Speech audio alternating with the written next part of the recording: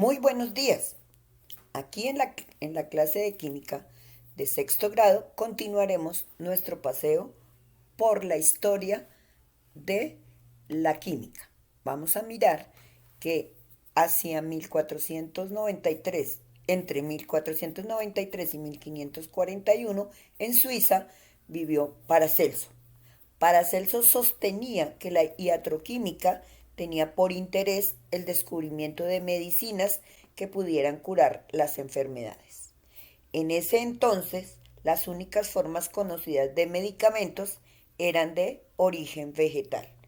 Se consideraba que el cuerpo humano era una mezcla de sustancias químicas y las enfermedades eran el resultado en un desbalance de estas sustancias, por lo que la cura de cualquier enfermedad era posible usando solamente este tipo de sustancias.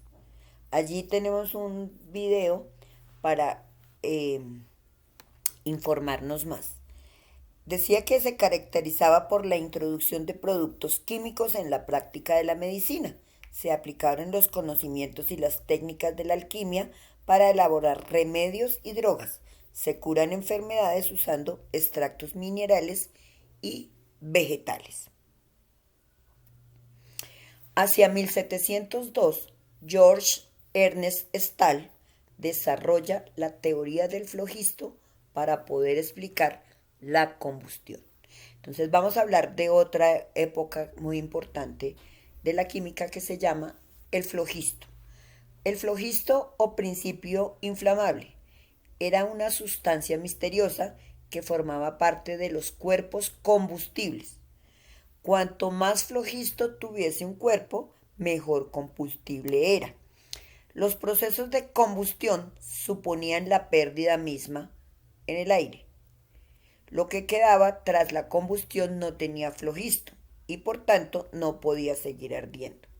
El aire era indispensable para la combustión, pero con carácter de mero auxiliar mecánico.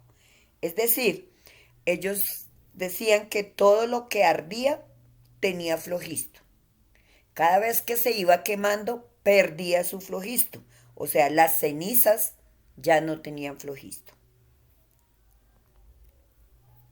Las reacciones de calcinación de los metales se interpretaban a la luz de esta teoría del siguiente modo. El metal, al calentarse, perdía flogisto y se transformaba en su cal. Luego, a partir del siglo XVIII, la química adquiere definitivamente las características de una ciencia experimental.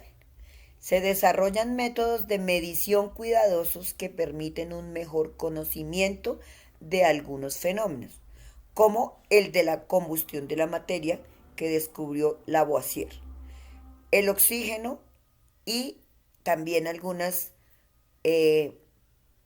descubrimientos que sentaron los pilares fundamentales de la química moderna. La ley de Lavoisier es llamada también la ley fundamental de la química o ley de Lavoisier. Lavoisier enuncia su ley de la conservación de la materia como: la materia no se crea ni se destruye, solo se transforma. De ahí en adelante se estudiaron todas las reacciones químicas y nos damos cuenta que en una reacción química existe la conservación de la materia. Quiere decir que la suma de las masas de los reactivos es igual a la suma de las masas de los productos. Allí se va a comprobar la ley de la conservación de la materia. En este dibujito vemos, por ejemplo, que hay átomos diferentes. Un átomo azulito más dos átomos amarillitos me van a formar una molécula que tiene un átomo azul y dos átomos amarillos. Podríamos estar hablando de compuestos que tienen, por ejemplo, el compuesto A tiene 20 gramos, el compuesto B tiene 15 gramos. Como yo sumo los dos, me debe dar 35. Quiere decir que antes de la reacción había 35 gramos y que después de la reacción hay 35 gramos. Es decir, la masa no se creó, no se destruyó, simplemente se transformó en un nuevo compuesto.